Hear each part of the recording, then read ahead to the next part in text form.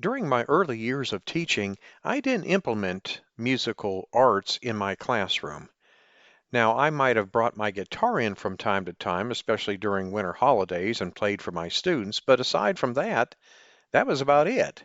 It was not until I had the opportunity to attend an Eric Jensen workshop that I fully realized the powerful impact of music on the brain and student achievement. More on that in a minute.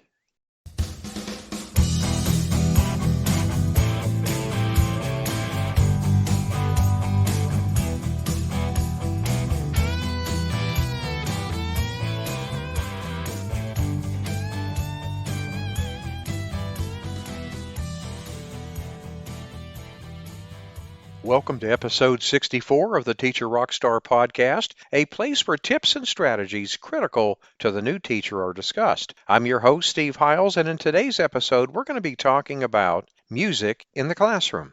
Okay, let's dive right in. I slowly began to incorporate music into the curriculum. I first started with a callback song. Now, when my students were involved in activities such as cooperative learning, partner work, or brainstorming, or whatever it was, and I wanted them to return back to their seats, I would play the callback song, which was Brown Eyed Girl. And so this is what would happen. When my kids heard the beginning of the song, they would automatically stop talking, gather up their materials, and quickly, without running, make their way back to their seats. And of course, this was practiced over and over until it becomes second nature. Next, we're going to talk about how I phased music into the classroom routine after a word from our sponsor. Would you like to supercharge your classroom management skills?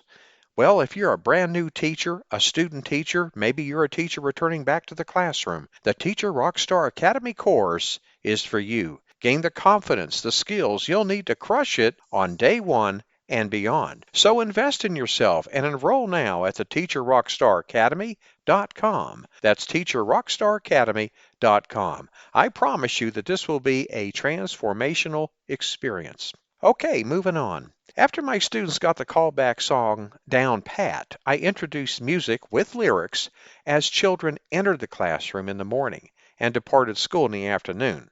And I kept this up for a few days. And once I felt comfortable, I then introduced music, again with no lyrics, during independent reading time. Then after about a week or so, I introduced music during partner work and brainstorming activities. Before too long, I was playing music a good part of the whole day. I guess this whole process took me less than 30 days, really, to implement it fully. I found it to be one of the best things I ever did for my students, and they really enjoyed it as well. I would recommend that you not rush into implementing music in the classroom all at once. Take your time and only add music as you feel comfortable doing so. Kids today are exposed almost constantly to music of various kinds on television, in malls and office buildings, on their own cell phones or computers. As movie makers know, music can set the mood for any scene. Playing music during classes can change the atmosphere of the class from noisy to quiet, from chaotic to organized.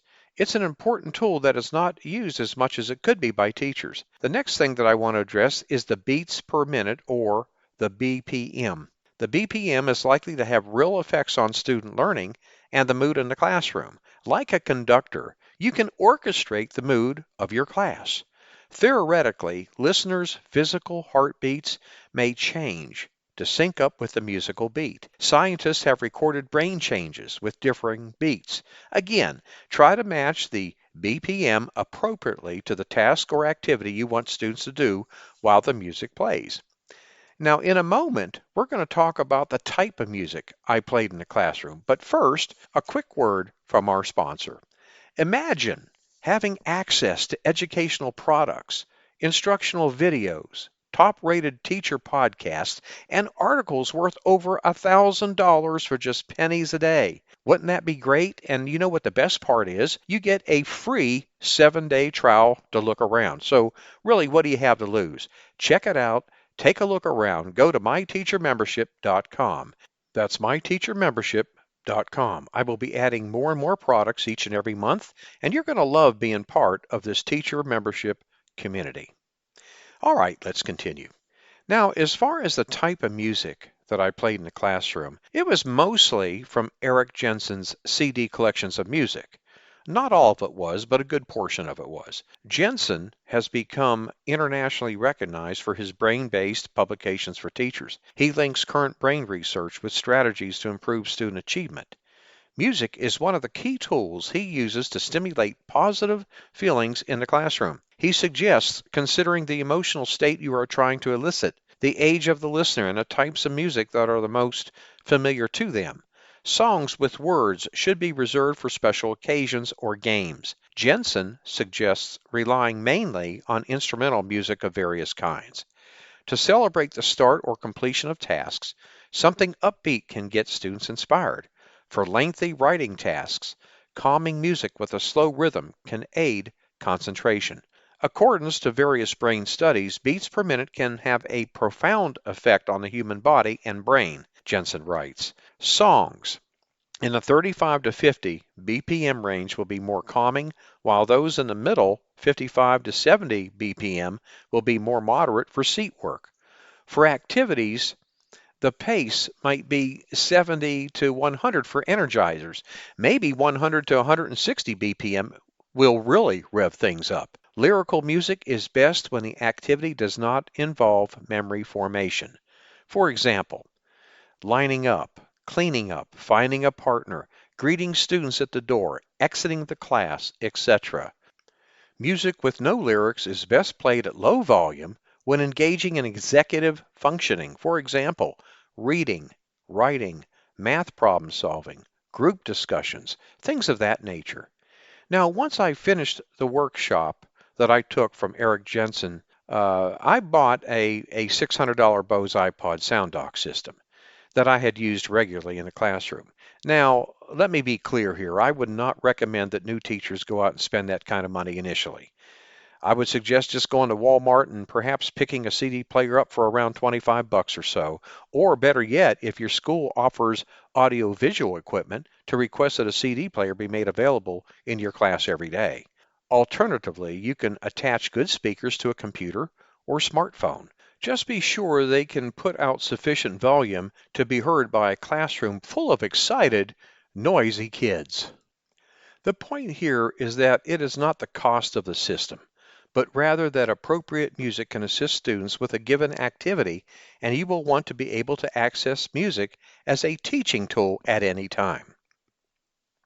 Like I mentioned earlier, I'd recommend that you gradually introduce music into the classroom to coincide with your instruction. Music itself and the technical issues to get it playing can become distractions.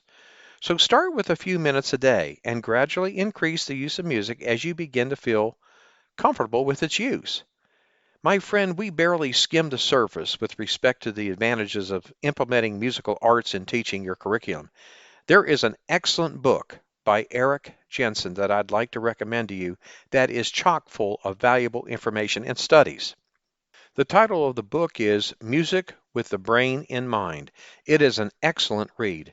I will conclude by saying that one could fill volumes when making the case for musical arts in the classroom. There's overwhelming evidence that music is central to learning. It impacts academic achievement, motor and social skills, and much, much more. Well, my friend, this brings us to the end of this episode. I want to thank you for listening to the Teacher Rockstar podcast. I'm your host, Steve Hiles, and I hope you found a golden nugget or two that you can use regarding implementing music in your classroom. When you get a moment, visit my blog and subscribe to my newsletter for the latest educational research, best practices, and unadvertised free bonuses. Go to stevesclassroomresources.blogspot.com. And don't forget to subscribe to us at the Teacher Rockstar podcast. And if you'd like to support us, feel free to share our podcast with others, post about it on social media, or leave a rating and review. That would be greatly appreciated. Thanks again. We'll see you same time, same place next week. And remember, my friend, you got this.